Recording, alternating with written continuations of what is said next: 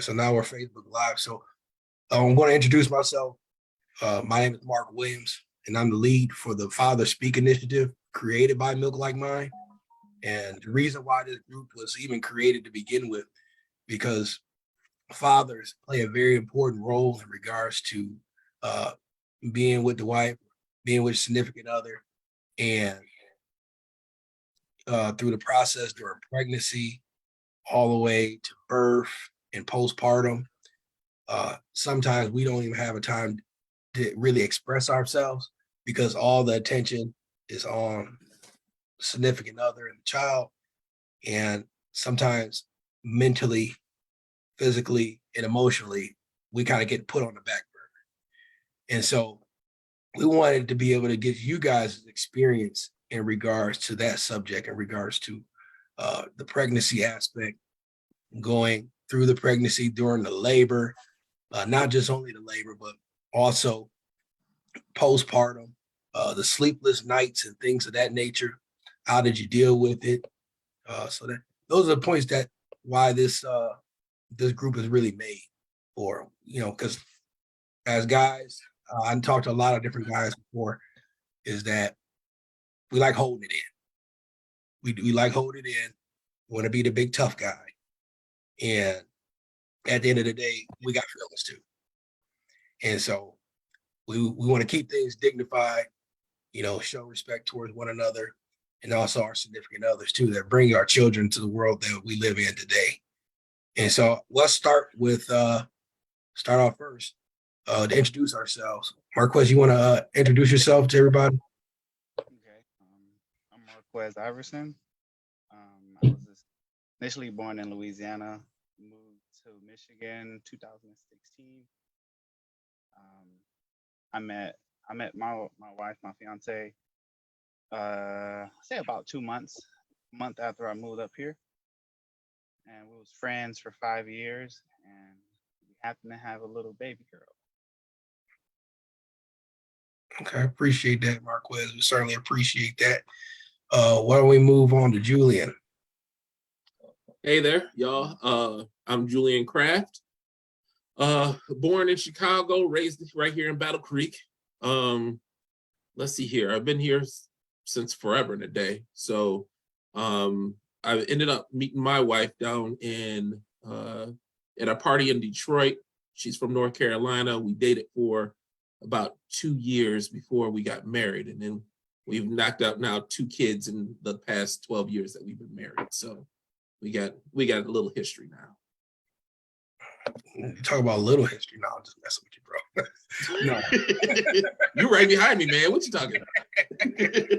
Yeah, so hold on for a second. I gotta change my name here. I'm under here being representing Keisha and everything. I gotta rename myself. Gotta give myself some identity here. Oh, come on. We all know the real deal. That name was right. So yeah, I'm married to Keisha. We got 2 kids.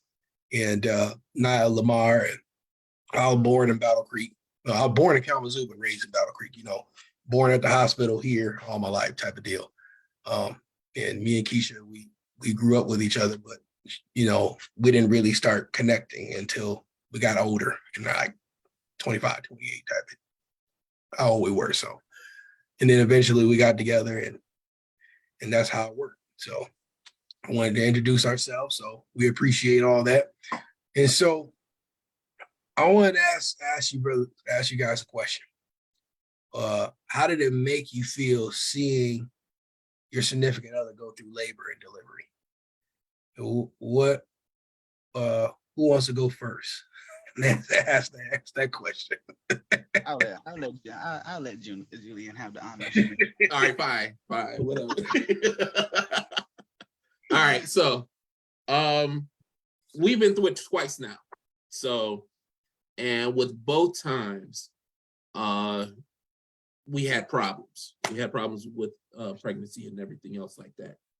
So with the first one, she was in labor for near like 2 days of just labor pains and us being at the hospital waiting for her to dilate and do all that other stuff. And so what ended up happening was while I'm sitting there trying to do all I can to possibly comfort her. And of course, she's high up on drugs and everything else like that. But everything went wrong. Everything definitely went wrong. Baby's heart rate dropped. They hurried her up and rushed her in and everything else like that. And we had to have an emergency C-section on that one. So, but it's quite literally you're there. You're trying your best to support. You're trying your best not to annoy. You're trying your best not to, do anything that can disturb her peace, as it were. And so it's quite literally a feeling of helplessness and anxiousness all at the same time. So, it was definitely not something that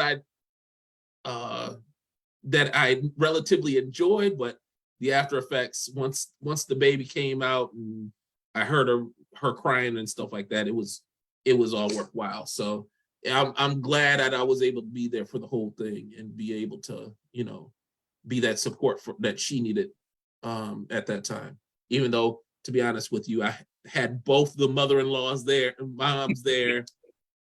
I had to put them out of the room because they were just trying to do everything to try and take care of, trying to take over like they were having the baby. I was like, so it was definitely a fun situation. I gotta go with that. So that's my experience. Go for it. Okay. Yeah, I got an additional question though. Like, during the laboring process, I mean, doctors and everything like that, how are you supporting her in regards to like doctor's visits and, being in tune with what they were trying to deliver, not deliver, but what's the word I'm looking for? Basically relate information to you. Yeah. You can't expect your girl to take care of all the information. She ain't gonna remember half the stuff. Between the labor pain, between the trying to get medicine, between trying to tell the nurses what's going on and keeping track of everything that's going on. You can't expect your wife to take care of everything. And throughout the entire pregnancy, for the most part, our hands are off, right? She does all the eating, she does all the laying down, she does all the feeding of the kid, whatever else. Our hands are pretty much off hands. But the areas where we can take care of business is getting the information, making sure the doctors are on point, making sure that the nurses know what they're doing, conveying when your wife, making sure that your wife stays comfortable throughout the whole situation, getting her pain meds, getting the bed sheets changed, even things that you think is totally basic and that your wife usually handles. You got to take care of that because she's not in the right mindset to be able to take care of those things. Any kind of pressure that you can take off of her is great for not only her, but it's great for the baby also. So I had to give the reminders of making sure that my wife took her pills, making sure that she took her pain pills whenever, because she has no concept of time and things like that, and when things are supposed to be happening. So just being there to take care of the business aspect of things is enough to take that pressure off of her. No, appreciate that, Julian. We appreciate your thoughts and your experience in that regard. Thank you so much. All right, Marquez, what you got? It was kind of smooth when it first started off. I wouldn't say it was easy, but it was eased. When we first got there, everything was fine. The baby was fine. So she started hooking up to monitors and stuff like that. I felt like the baby got disturbed and kind of hit a left because the baby actually turned when the monitors and everything got on it. And me, I'm trying to be at my best ability to support her as in getting her blankets, making sure that the doctor's not giving her any type of medication that wasn't natural, because we wanted it to actually be a natural birth, but it ended up being a cesarean. And I don't know what the thing called, you know, when the blow up the balloons and stuff like that. I forgot what it's called. A That breach. actually, hmm? A breach. A breach, yeah. And her heart rate was pounding, pounding, pounding, and it turned into a actually a cesarean, and we didn't want a cesarean, and I felt like they was trying to take advantage of her, as far as her decisions. Um, you know, being a man, the only thing we can do is listen to actually what she want and actually make a final decision for her. Because the meds, I'm not strongly on meds. I haven't taken medication since I was 16. Um, I would say it was hard a little bit at the ending. It was hard because we tried to breastfeed. It was okay at the beginning, but when we actually got home, you know, we wasn't producing as much milk, and we had to switch to actual formula, which I didn't want to.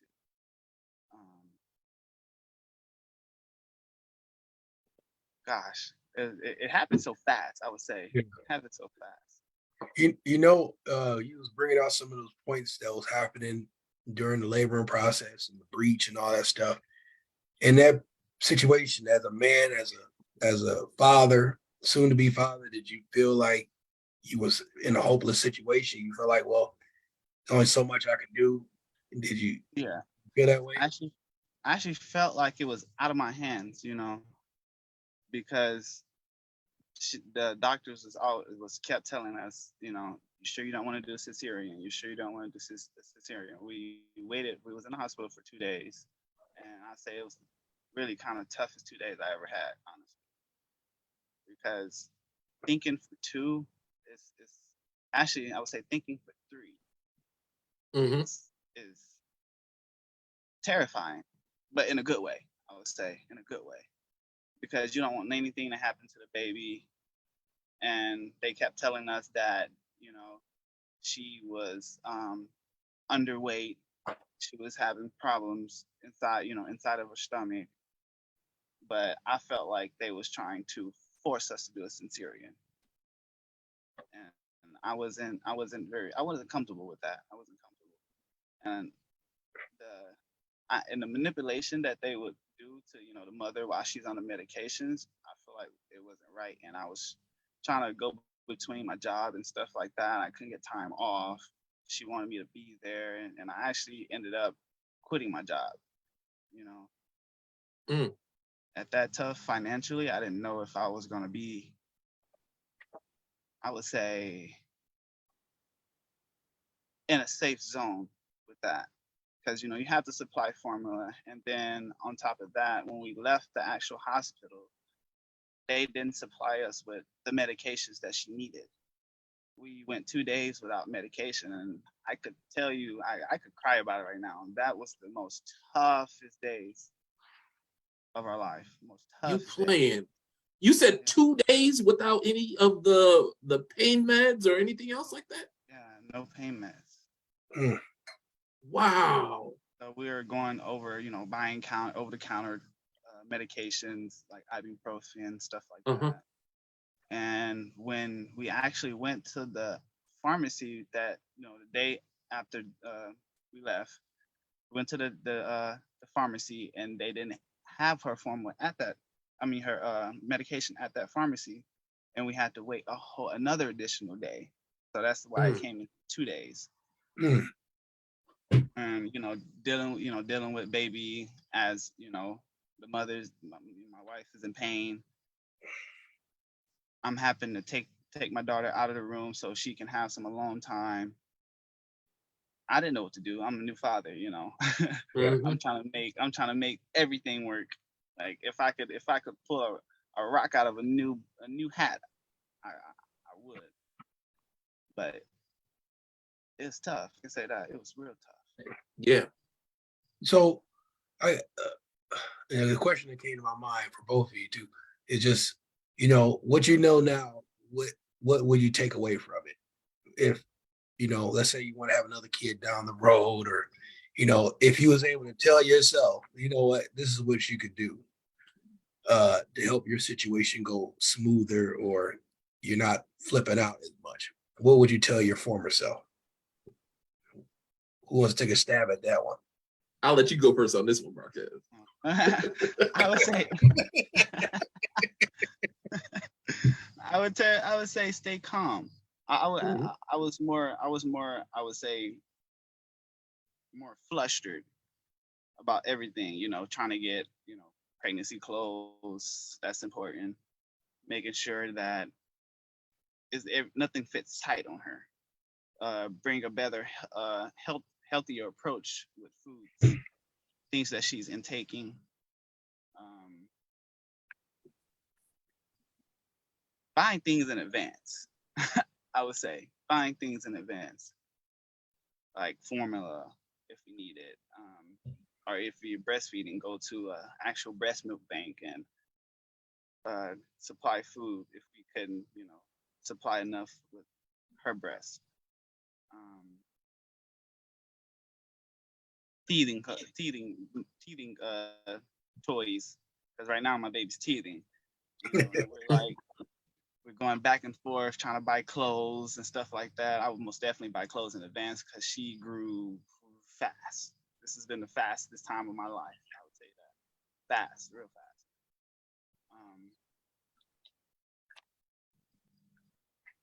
I think that's it, really, right now that I could think of. But I might come back to it. Okay. Hey, this is what this room is for, man. We express ourselves in that aspect. So thanks a lot. You want to go, Julia? Yeah, sure. For me, I would have keyed in more on a lot of times us as fellas, we get pride in our way. So because face the facts, we go out, we handle business, and that's what we do. We go out, we fix things, we handle things that are broken. So when our wives are broken, as it were, going through these situations, we don't necessarily have all the answers. And so getting that aspect of that mindset of saying, I know what's best, I know what's to handle, I know how to handle this and stuff like that, that's got to get out the way, and it's got to get out the way fast. Taking people's advice, talking with people, talking with the professionals, talking with ones who have gone through these situations, learning from their experience, hearing their advice and things like that. I think that was probably way more valuable than anything I had ever received, because I didn't know everything, but I still wanted to act like I knew everything. So that literally got in the way of so many problems that we ended up bumping heads on and stuff like that. Either me and the doctors, or me and my wife, or me or whatever. So actually listening, slowing things down, paying attention to the details of what's going on, that would, and not taking things personally.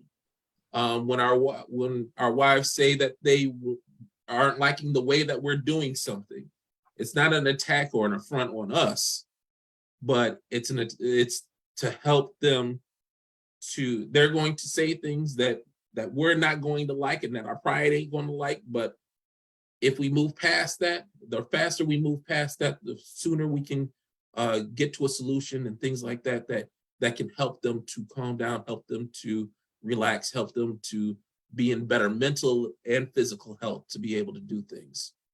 And then something else I've learned is that you take all the help you can get. Tell everybody that you having a baby. Put it on Facebook, put it on Instagram, put it on anything that you can, and say, drop things off here, because I don't care what you drop off, just bring it. Whether if it's diapers, if it's formula, if it's teething rings, if it's whatever. Get your support system out. Get the word out. Don't keep this quiet. Don't keep it private. Let everyone know. Shout it from the mountaintops if you can. Let everybody know that the baby's coming, because it takes a whole lot to keep that baby happy and to keep that baby healthy.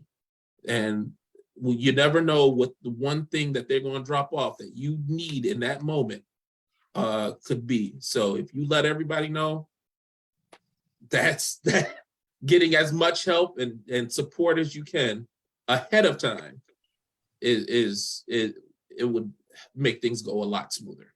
And that's what we learned from what baby number 2 than baby number 1. Baby number 1, we kept quiet until doggone near the last month. Baby number 2, we let everybody know. People were dropping things off through COVID. They throwing it out the window. I didn't care. I don't need gift wrapping or nothing. Just bring it. And we'll thank you. Party that day, man. Yeah, that's right. I was like, just throw it out the car. Don't even stop. Half the people stopping like, oh, no, y'all got to go. It's COVID, but get the word out and get your support. That's the best way you can go. So, well, we appreciate that, Julian, and the in-depth experience that you went into. We definitely appreciate that for this. So thank you, Marquez, as well. And so now we're done with the labor and the delivery process. Now your child is here. And usually what comes with after having a child is postpartum depression. And so as fathers, how did that impact you? And what did you do? I watched. I know. I'll go first on this one. Why not? I watched my baby like a hawk. Okay. I was like, "What you doing, babe? You okay? Okay. All right. You good? You good? All right. All right." Checking back every 5 minutes. Those emotions can change in a heartbeat. So I had her one time. I ended up missing a check-in or something like that. I got caught up in something, and I came back and she was my wife was on the floor just crying and sobbing and everything else like that. I was like, what could have happened in the 2 minutes that I was gone?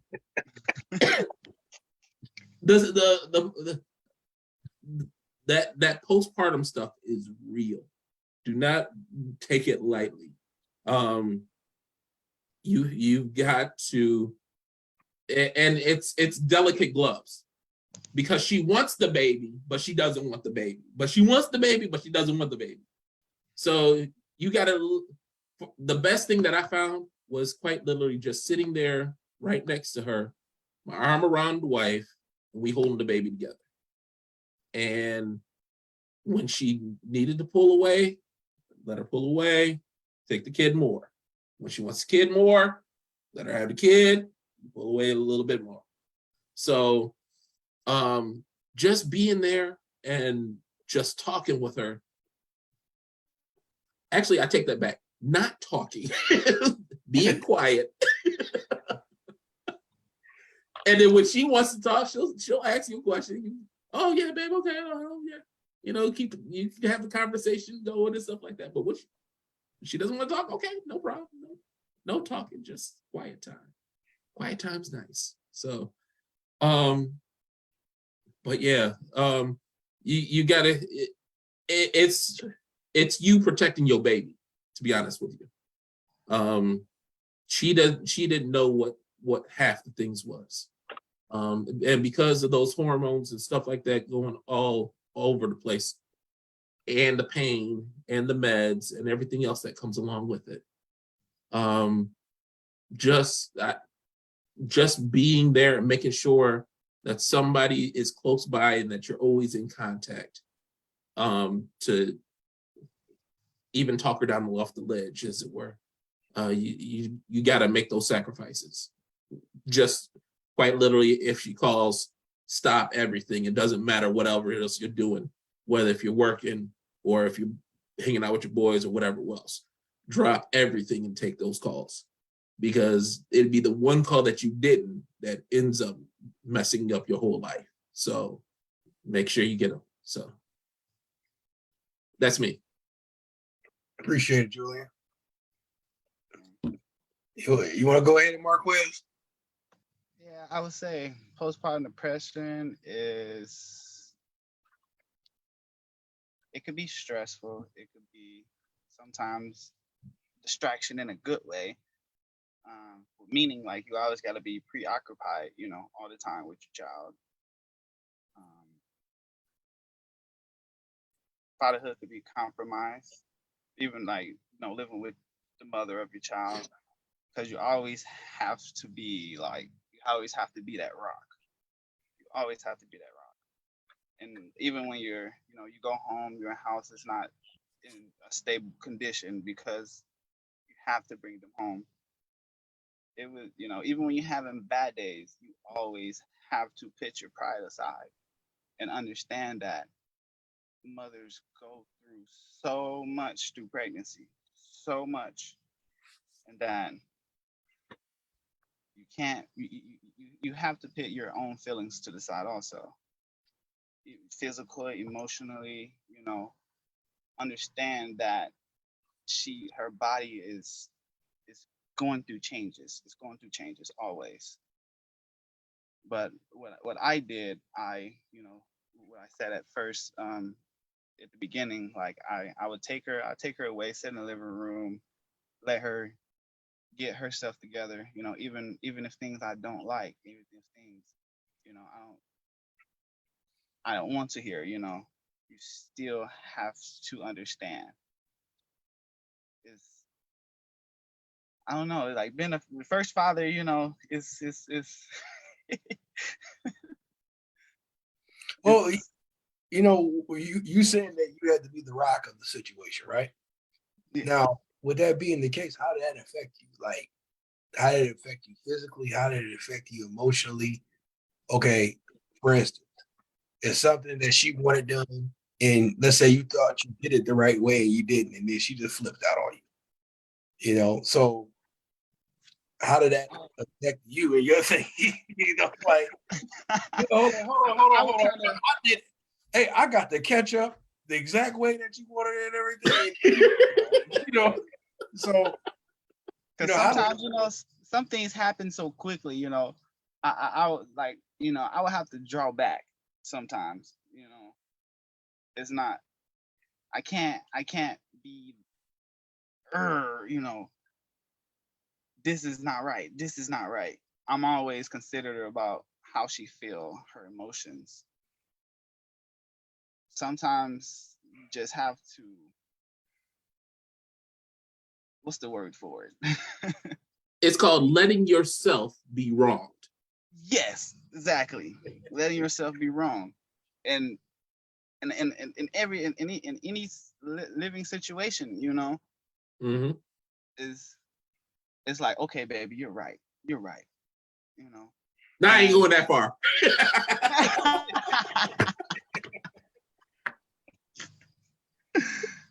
No, We'll agree to disagree. It can be paid. But Marquez, you think about it. Let's say, let's say, you was going through this postpartum thing, with Ladrea, and we had something like this, a group chat as men, as father. Would you think that having this type of conversation, opening up, would it help you more when you was going through that? Absolutely. I wish, how they, have their doulas and stuff like that. I wish that I was, like Julie said, I wish I had more guidance with it. Yeah. Well, listen, Marquez, this out of the 7 years now it's been with the 2 kids, this is my first time ever actually being able to talk about it, about all the stuff that we've gone through, that I've gone through, and that other people have gone through. it's just not something that we have an ability to talk about. It's that we have to grin and bear it, no matter what the problem is. We have to be that tough situation that comes up.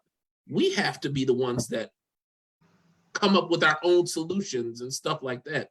When, dog, you know how liberating this is, man. This Yeah, you get some followers that be like, look, man, but we have to take it in. You just gonna have to suck it up just like we do. thank you. Yeah, exactly. I was like, I ain't never. That's kind of pretty much what I did though. Like I just took everything in and just stuffed it in my stomach. That's right. You know, That's right. it was, That's the definition of man. yeah. Feelings, I'm- emotions, all that stuff doesn't matter because nobody cares about our feelings and emotions. Right. You know, So it's just it's hard to grasp because this is my first time, you know, actually talking to other fathers, you know, about their experiences. Is I would say sometimes it could some things is overbearing, but I switch it in a way to my mind. I would put it in another. I would bring happiness, fulfillment to it. mhm. I can't. Sometimes, like you said, we have to put our pride aside, and so most men have their pride is high as the mountains, you know, and they don't understand that. They don't understand actually what their woman is going through. The Right. mother of their, the mother of their child is going through, and I would say that I've learned a lot. And every day when I come home, I would literally go to work and a couple hours after my break, I'm like, I want to go home. I want to see my daughter. I want to hold her. I want to comfort her. Is she all right? You know? And when I get home, all I see is a big smile. And that's enough for my day right there. Yeah. Oh, that's awesome, man. That's real awesome. Yeah, we really appreciate that, Quez. We appreciate your comments too, Julian. Now, we talked about the postpartum depression, but let's say what about the breastfeeding journey? How did that work in regards to assisting our significant other to help them to breastfeed our child? What helped you? What was the mental stress? What was the stress in general? How did you strive to do that? I would say I'm naturally considerate when it comes to stuff like that. You know, when I was in the hospital with her, I literally pumped her breast for her, you know, and the baby was on the other side. It's sometimes you just have to understand, you know, you have to be there. It's a full-time job. You can't just think about yourself. And to be honest with you, when I was in the hospital, I actually never thought about myself. I really didn't. Mm-hmm. Everything was baby mother all the time. And one time the baby left the room and I didn't know I was asleep. And that's the longest I've slept in the hospital. And the baby was gone and I'm panicking. I'm like, what's going on? You know? And she was like, they took her for to get her oxygen level and stuff like that. And I'm like, well, why didn't they tell me?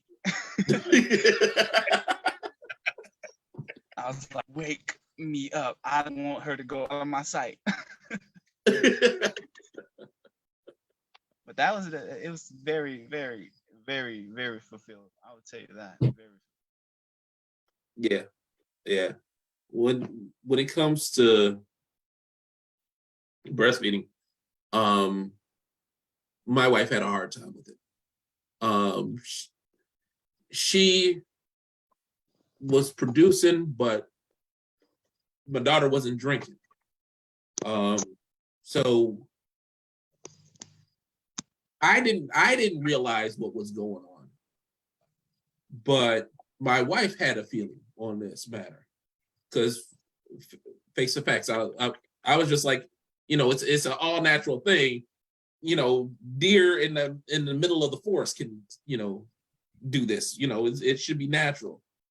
So I didn't realize that there could be a problem with that kind of thing. So when wifey suggested maybe we should go see doctors, go see, somebody else about this matter. You know me, I'm always like, nah, that's just money out the tube. We don't need that.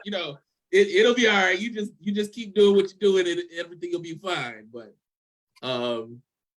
But when it comes to your own child, your own daughter, it's something different. All that other stuff, all those other questions get put aside. If you hear a problem, you say, "Hey, let's go. Well, let's get going," and that's what we did. And so it turned out that my daughter had a problem with the back of her throat. She couldn't swallow and stuff like that.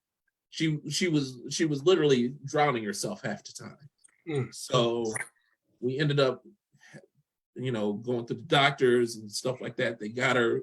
It was something called plantar fasciitis. No, that's the foot thing. It was called I don't even remember what it's called now.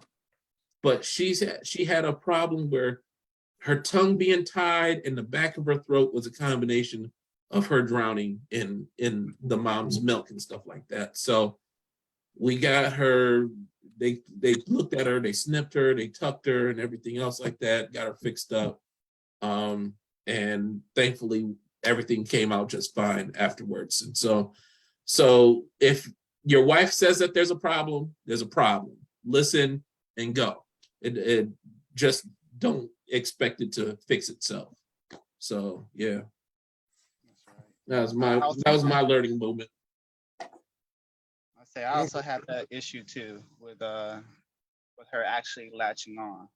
Mm-hmm. And, we found out that she did have a tongue tie, and even after the tongue tie, being clipped, we still had more issues of her latching on.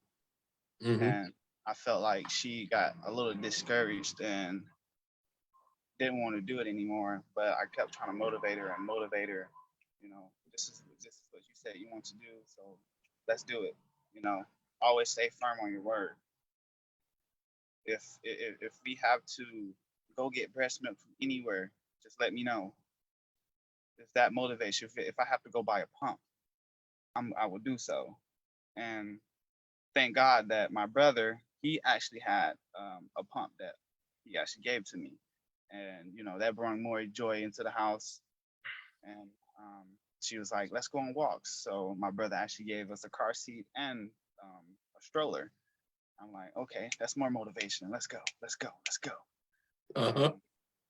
It actually came to a point where she stopped producing as much milk, because with that being our first child, her body, and us having a cesarean, her body wasn't producing as much. And so we said that we're gonna do it again next baby we have, and I'm hoping that it actually go great. I feel like in my body it's gonna go great. It's gonna go great. That's always I always have a positive aspect when it comes to stuff like that. Now, how long has it been since y'all gotten the pump and everything else like that? We actually stopped breastfeeding probably about 2 weeks after she was born, because she stopped producing as much as she was actually in the hospital. So I feel like it came to they gave us some Similac, and I wasn't very not feeling that, are you? Like, no. Yep. Yeah. Hey, they only sent us home. Okay. Because we got Dylan. He just came in, Wishlack, and so we got Dylan here. I want to introduce him. Hey, Dylan, why don't you introduce yourself? Let them know who you are, who you represent, what side of the United States you're on right now. Like you traveling somewhere, man. Okay. Yeah. Sorry, I just moved my truck here. My dad has to get the tractor out. So obviously I'm not in Battle Creek. Yeah, I'm Dylan. My wife Cynthia. So I'm good friends with Rakisha. I've known Mark for a long time. But we live down in Burlington, about uh, oh, about 12 miles south Bell Creek. Um, so it's out, way out in the country. Um, that's I have we have 3 kids. Penelope, she's 5. Uh, Sophie is 2, and then Luke is 6 months old. Cynthia and I have been married for 8 years, and we also live in a very small house. I'll show you out the window here. It's a tiny house on wheels. So all 5 of us are in that. So it's we're in a different situation than most. Okay. Well, appreciate that, Dylan. We got Julian. Yeah. And you got No Julian. Marquez, last name again. Please restate it. Iverson. It's Iverson. Okay. Iverson. And so what we just asking questions, man, and like we brought it up earlier today, like the whole reason this group chat is because, when our wives or significant others are going through the pregnancy and the laboring and the postpartum, they get a lot of the attention, rightfully so. But at the same time, a lot of the fathers, mentally, emotionally, is kind of put to the back burner, so to speak. And like one point, Julian said, it's been 7 years since going through the process of having kids. This is the first time he has opened up and actually had a conversation about it. And so that says a lot in itself. And so that's kind of the reason why we have in this group chat, because to open up, express ourselves in a dignified way, and be able to take away some things from everybody else. And so with you, Dylan, we was on the subject about sleepless nights. So I mean, you got 3 kids. So how's the sleeping night work for you? How you deal with that? Well, yeah, it's definitely still going on. Oh man, when I think the worst of it was when Sophie was around 7 or 8 months. I feel like she would get up every 10 minutes. And she didn't give you a chance to roll out of bed. She just started screaming. So that was like that for a couple months. And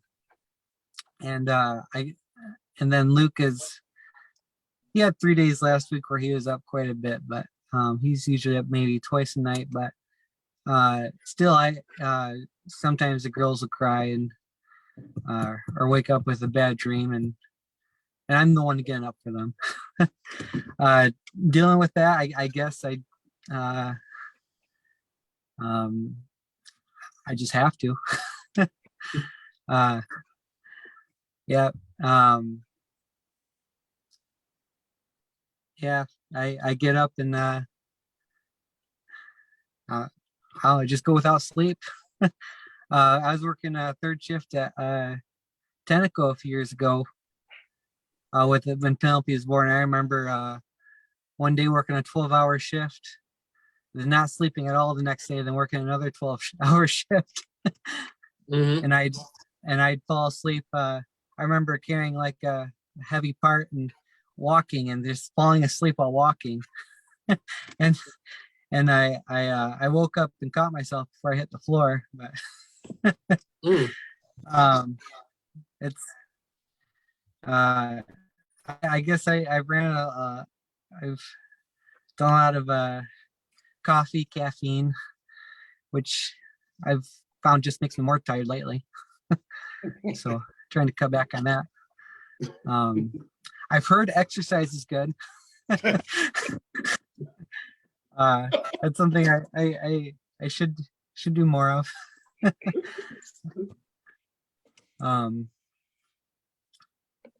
But I guess, yeah, just mostly I've just done it. Over 5.5 years in now. You just deal with it, huh?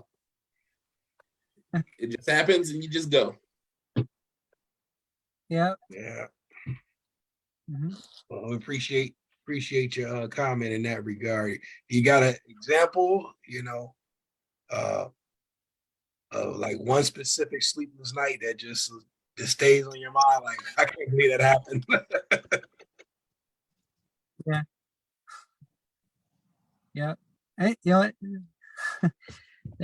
Still happens too. I just the other night, since we had no power, all the kids are used to sleeping with like the fans on and everything, and being able to turn a light on when needed. I don't know. I felt like maybe that was Monday night. Combined, I might have gotten an hour of sleep. But I guess now I've just gotten used to it. So, Dylan, like you brought up the point that you did a lot of things to support Cynthia, support your three kids, but was there anything that you did to be able to support yourself, to make you feel like you were supported?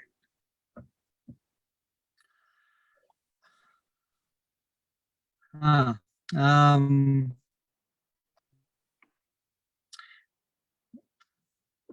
no, I guess uh, I guess I can't think of anything specifically. I guess I know if I was the best way to support me is that I know if I try to do everything I could for Cynthia, because if I fall, I don't know, if I fall behind and um or I'm away and she needs something, I feel like that that's worse for me is knowing that she's lacking something, and I probably beat myself up more than I should. But so I guess supporting myself is just making sure that I've done everything I could. Mm. Okay. We appreciate that, Dylan. What about you, Marquez? You did all the supporting for your family. What about you? Did you do anything for yourself to take care of yourself being? Say really, she actually helped me through it, honestly. As far as like a healthy aspect of, started eating sea moss, and that actually kept me up, and I'm up more than most, I would tell you that. um, Sometimes I just play the game or take my mind away from some things, instead of, taking it taking it out on her when she can't control it at all, and it's kind of hard to answer that question a little bit, Yeah. because all you can do is understand. Um, you have to put her in a comfortable position, and I would say actually my daughter actually helped me through a lot. She's always, even when she cried, I still smile. She don't know what's going on. Just like a dog or something like that. Like the dog is going to give you conditional love, but you have to build a bond with your actual child. You never know where it's going to go. Okay. Appreciate that, Quez. What about you, Ju? For me, for the longest time, I've been I don't need anything. I'm a just self-rejectionist, I want to say. Just, everything is all good, everything is all right and stuff like that. But what I found is that when the kids came around, I needed to better myself in some way or shape or form, so that way I would be in the right mindset to be able to help out my wife and to help out my kid. So for us, there's basically three things we can go for. We can better ourselves physically, we can better ourselves mentally, or we can better ourselves spiritually. And so all those things, all those aspects that we can add on to can help us to be in a better mindset, because like when we work out, we're working out frustrations, we're working out everything else like that. We're getting all that negative energy out from us, so that way we can be better able and capable to be able to take care of kids. When we better ourselves mentally, we're continuously working out those things in our minds to make sure that the things that we're passing on is something that's going to be worthwhile. And the same thing for spiritually. If spiritually, to be honest with you, has been the biggest aspect of my life, because when I do things spiritually and get that mindset, that spirituality helps out in your family, in all shapes and forms. And so for me, if I got some free time, I want to better myself in one of those three ways. So that way, when I come back to my wife, I don't have as much stress. I haven't kept it all in. I haven't held on to all that stuff. And then I'm better situated to be able to give her my complete focus, and then help her or the kids or anything else that can come on. You know, I've got room now with that negative energy gone to be able to better help my family. So that's the best thing that I could say is sometimes we got to just work on ourselves and find a way that we can better ourselves, so that way we can have a better family life going. Okay. I understand that too. Like you have to keep it's like a never ending thing where you have to keep your mind to where you want to go. Mm-hmm. Yeah. Exactly. Yeah. So if we and the worst part is that if we focus on the days that, oh man, I remember that it was so much freedom, I could sleep all night, all that other stuff. That stuff is nothing but bad energy. It's just going to keep you stuck in the wrong mentality for when things that need your undivided attention come up, that you're not giving it. So Be like, girl, you better leave me alone. I'm on that 2K23. I know you are. Come on now. You better feed him. Shoot. Playing that match right now. You gotta feed your soul. You gotta feed your soul one way or another. Yeah. If you can catch half of a football game, be my guest. But feed yourself somehow, some way. Like a lot of people might call it corny, but like I started playing this new game called Farming Simulator. You know, you have to get to point A to point B, and it takes you into a development that you would actually put into your own life. You know, like if you don't feed the cows, they're not gonna produce. You know, I took it like, you know, you don't feed your baby. You know, if you don't be there for your baby, she's not gonna have anything. You know, so like with me, I would say quitting Denso was the best decision I ever made in my life. Oh, it was Denso you were working at. Okay, yeah, you're right. That's a good one. That's a good one to quit. I was working literally 10 hours every day, even while she was pregnant, you know. And that kind of brought me down a little bit because I felt like I wasn't supporting. But you have to, like you said, you have to take that negative energy and switch it to positivity. Like you have to provide. And, you know, I'm always that hey baby, I can't we can't go without. We can't go without. And at that time being while she was pregnant, you know, I will share this with you guys. We was actually homeless. You know, the pandemic was going on and stuff like that, and we was homeless almost to, I would say, 8 months, 7 months of a pregnancy. And when I after she was born, when I quit Denso, I actually went to Tenneco, and that's what, you know, with I forgot his name. Dylan. Yeah. Right now I'm currently at Tenneco, and you know I have time for my daughter. You know I can spend endless hours now, and now I don't even have that urge of being tired. You know, I'm always on the go. Anything that she needs, I'm there. You know, no matter if I'm getting 2 hours of sleep, I'm still on the go, like I've just drunk a Red Bull. Mhm. Like I would tell you, she brought so much energy into my body. It's crazy. Yeah. We Yeah. are, we appreciate all y'all thoughts, man, in this regard. So, this is a 1 hour segment. So this is basically like a sample presentation of what's going to happen in the near future. So, uh, what we're shooting for is to have this edition, this Father Speaks section, specifically for fathers or soon to be fathers, to have an open room to be able to communicate. And so we're trying to have that once a month. I'll be able to keep in touch with you if you know any other friends of yours, or fathers that need an open space to be able to communicate, even before the birth or during or after the birth.